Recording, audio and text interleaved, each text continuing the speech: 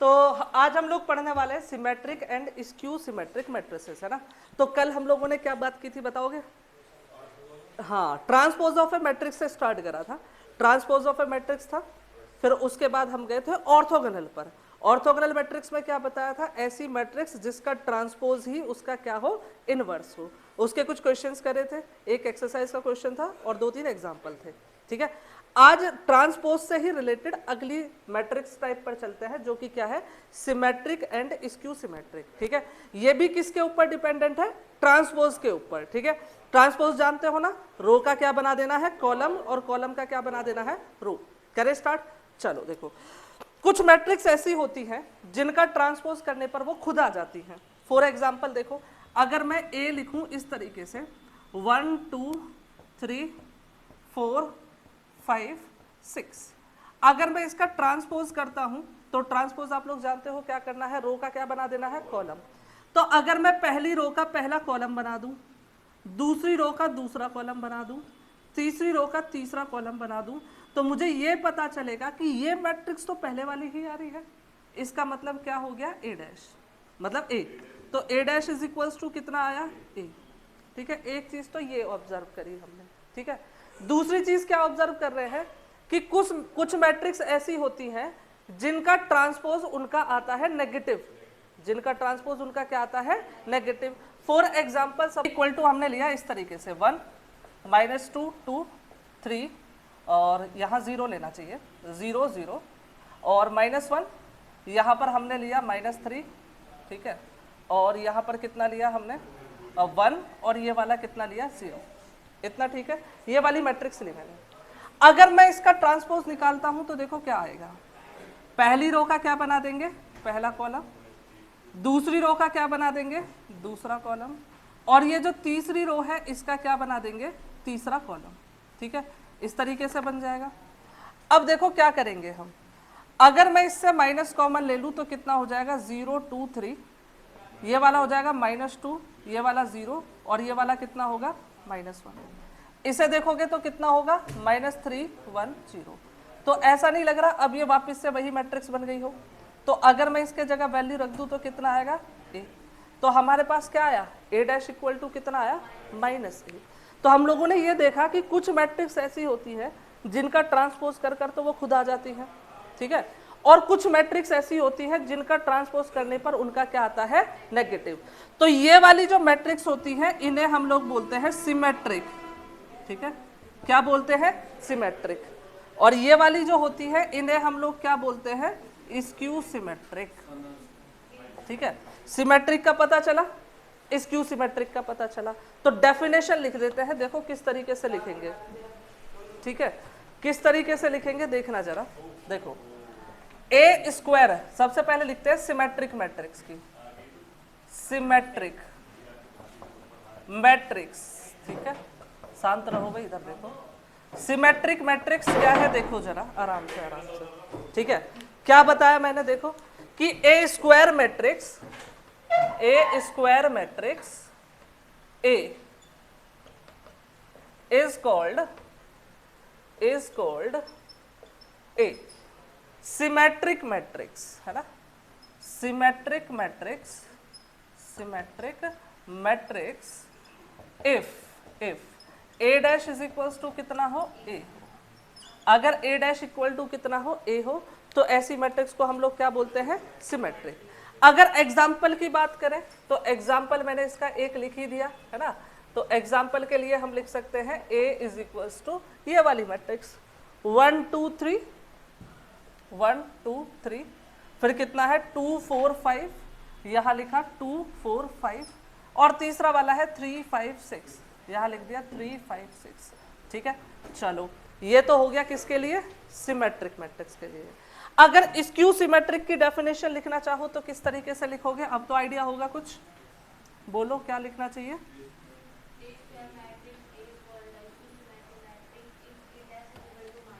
बिल्कुल, if A dash is equals to -a, तो लिखेंगे skew symmetric matrix, skew symmetric matrix. तो इसकी क्या डेफिनेशन बनी देखना जरा। अच्छा थोड़ी सी जगह छोड़ता हूँ, रीजन बताऊंगा क्यों। हम इसकी एक और डेफिनेशन लिखेंगे, रीजन देखेंगे क्यों।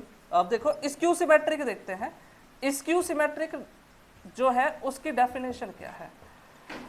जैसा अभी बताया निधि ने, क्या बोला था नंदिनी ने, कि एक ऐसी स्क्वायर मैट्रिक्स जिसका ट्रांसपोज उसका क्या है, नेगेटिव है। मतलब कैसे लिखेंगे, a square matrix a square matrix A, ठीक है, is called a skew symmetric matrix, skew symmetric matrix, ठीक है, if A dash is equals to कितना हो, माइनस ए। फॉर एग्जाम्पल, अगर एग्जाम्पल की बात करो तो हम लोग क्या लिख सकते हैं, this A is equals to, ये जो मैट्रिक्स लिखी है 0 2 3 और -2 0 -1 -3 1 0, इतना ठीक है। अच्छा, दूसरी डेफिनेशन पे जाने के लिए हम थोड़ा सा ऑब्जर्व करते हैं कुछ चीजें, ठीक है। क्या क्या ऑब्जर्व करेंगे, यहां देखो और डाल के लिखा मैंने, ठीक है। देखो ये जो मैट्रिक्स दिख रही है ना, ये सिमेट्रिक मैट्रिक्स है, अभी हमने देखा था। इसी को उठा लो थोड़ी देर के लिए। अगर मैं इसे उठा लूं, देखो कितना है 1 2 3 और फिर कितना है 2 4 5 3 5 6। अगर इसके मेन डायगोनल्स को देखूं, मैं इन दोनों को हाइड कर दूं, मतलब मेन डायगोनल को छोड़ दूं।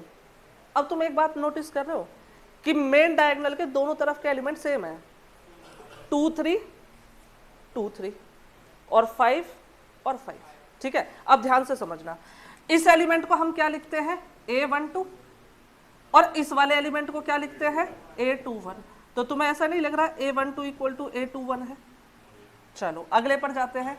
ये क्या एलिमेंट है, a13, और ये वाला कौन सा एलिमेंट है, a31। तो तुम्हें ऐसा नहीं लग रहा ये दोनों इक्वल हैं, a13 इक्वल टू कितना आया, a31। यहां तक ठीक है ना, इतना तो समझ पा रहे हो ना, देख पा रहे हो ना, इतना ऑब्जर्व हो गया। अगले वाले पर जाओ, ये कौन सा एलिमेंट है, a23, ये वाला कितना है, a32। तो हमें ये पता चला a23 इक्वल टू कितना है, a32। ये चीज मैंने देखी इस सिमेट्रिक मैट्रिक्स में, है ना। तो क्या मैं ये बोल सकता हूं कि इस वाली सिमेट्रिक मैट्रिक्स के लिए aij इक्वल टू aj है, i not equal to j। ये क्यों लिखा, क्योंकि ये वाले का मतलब है कि डायगोनल के एलिमेंट नहीं है, क्योंकि मैंने बताया था डायगोनल के एलिमेंट के लिए क्या होता है, सेम। जैसे ये a11 है, ये a22 है, ये a33 है। तो i not equal to j लिखा, इसका मतलब डायगोनल के एलिमेंट को छोड़ के। अब देखो 1 2 इक्वल टू किसके है, 1 3 किसके इक्वल है, ऐसे ही 2 3 किसके इक्वल है। इसका मतलब मैं ये लिख सकता हूं aij इक्वल टू किसके है, aji के। ये चीज समझ आई।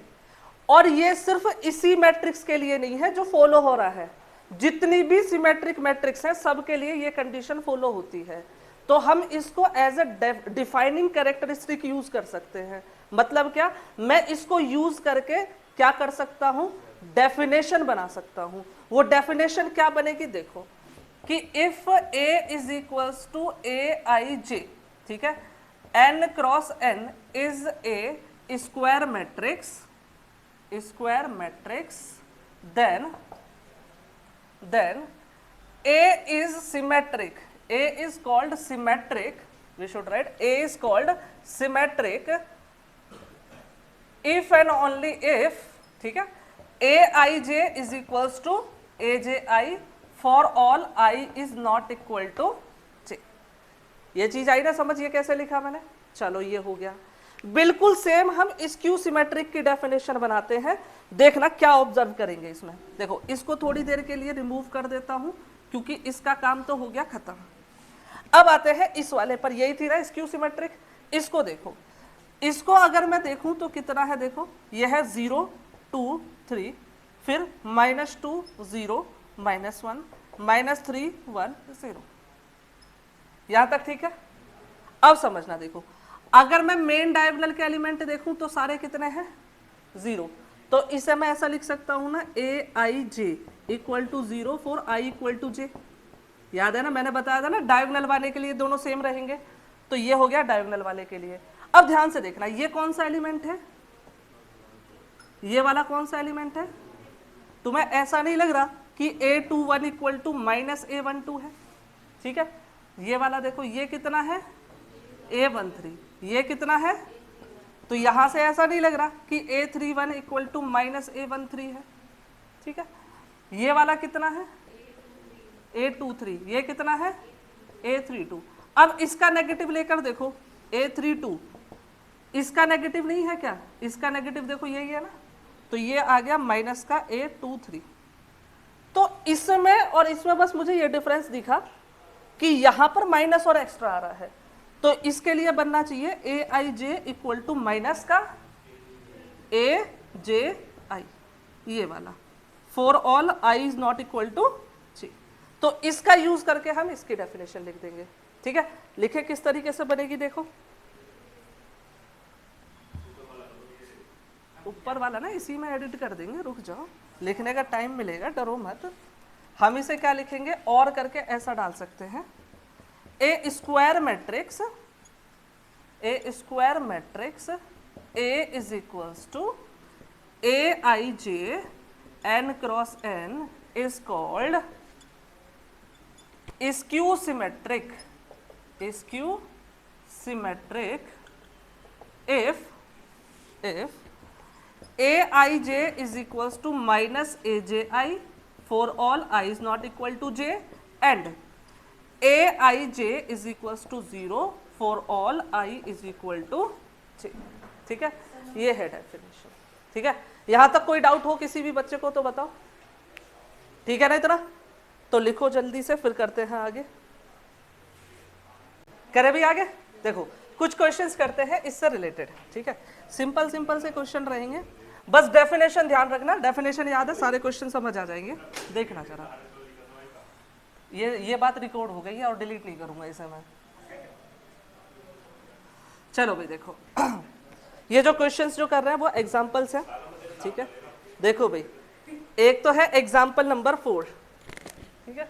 क्या है एग्जांपल नंबर 4, एग्जांपल नंबर 4 क्या है, एग्जांपल नंबर 4 ध्यान से देखेंगे, देखो क्या बोल रहा है कि if A is a symmetric, ठीक है, और ब्रैकेट में लिखा हुआ है स्क्यू सिमेट्रिक, ठीक है। मैट्रिक्स, ठीक है इतना, देन क्या बोल रहा है, शो दैट दिस KA है ना इज आल्सो सिमेट्रिक, और ब्रैकेट में लिखा हुआ है स्क्यू सिमेट्रिक, है ना। पहली चीज तो ये समझो कि इसका मतलब क्या है, क्वेश्चन का मतलब देखो, ये जो ब्रैकेट में लिख रहा है ना, इससे ये क्वेश्चन दो पार्ट में डिवाइड हो जाता है। किस तरीके से, ये बोल रहा है कि अगर ए सिमेट्रिक मैट्रिक्स है तो प्रूव करो कि KA भी कैसी है, सिमेट्रिक है, और अगर ए स्क्यू सिमेट्रिक मैट्रिक्स है तो ये KA कैसी है, स्क्यू सिमेट्रिक मैट्रिक्स है। ये चीज आई समझ।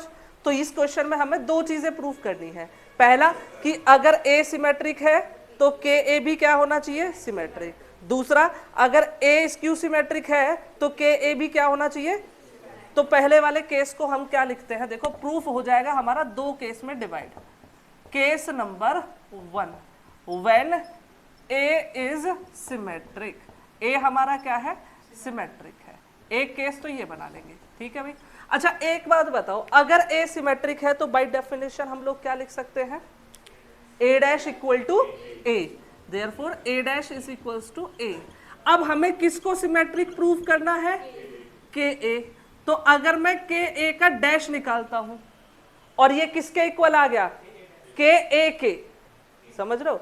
अगर किसी मैट्रिक्स का ट्रांसपोज उसी के इक्वल आ गया तभी क्या बनेगी, सिमेट्रिक।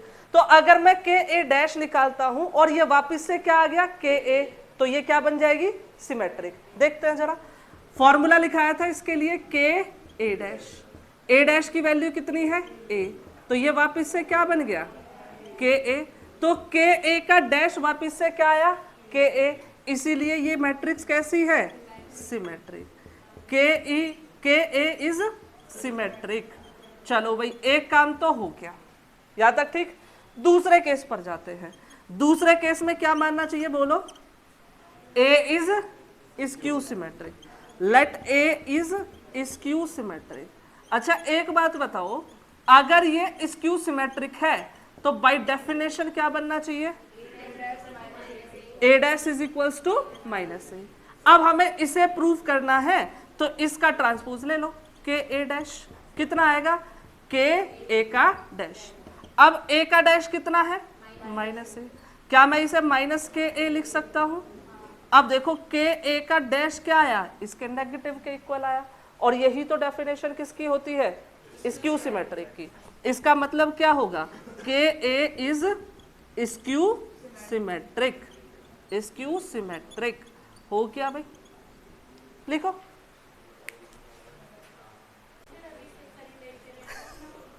चलो भाई देखो अगला वाला करते हैं। लिख लिया ना वैसे तो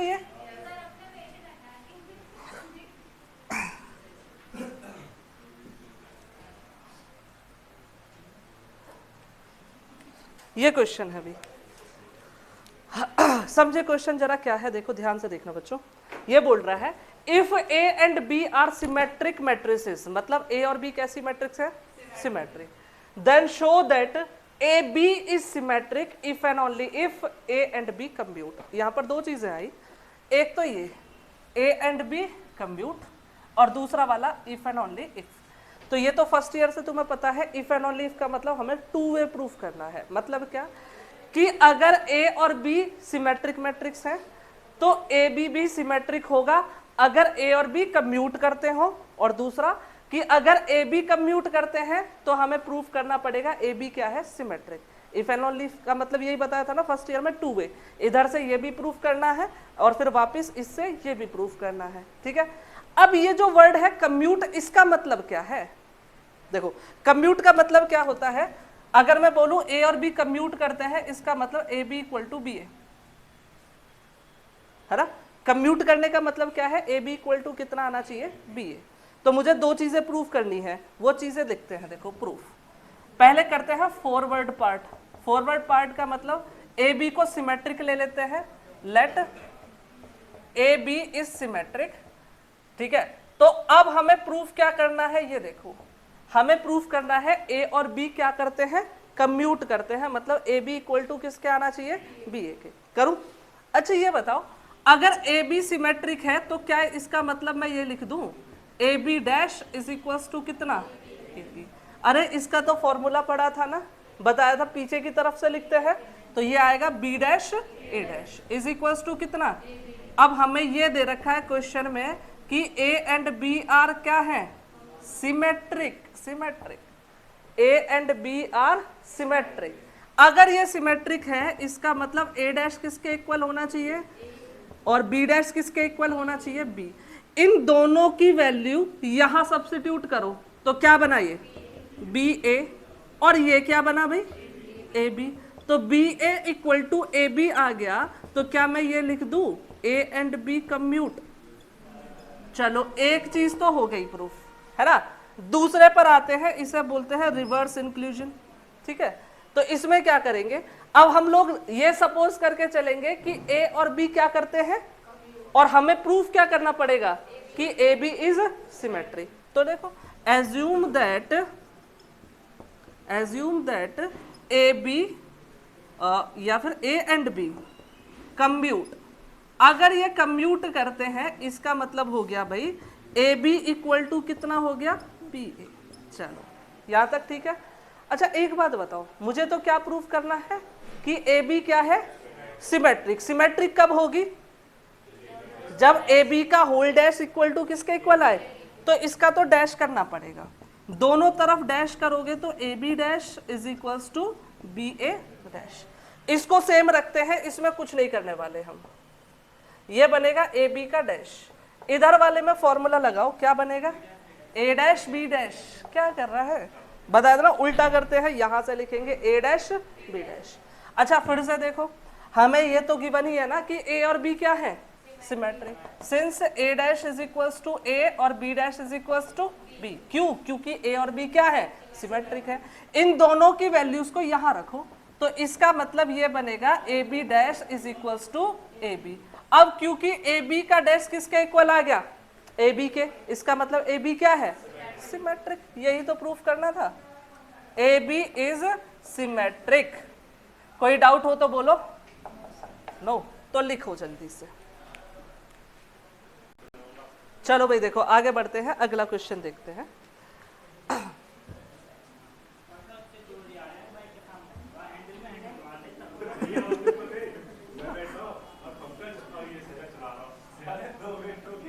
अरे उस दिन शहजाद को बैठा शहजाद कह रहा हूँ सागर को बैठा रखा और दो लड़के जा रहे, उनमें ठोके दे बाइक और उनसे कह रहा क्या है और वो तीन है।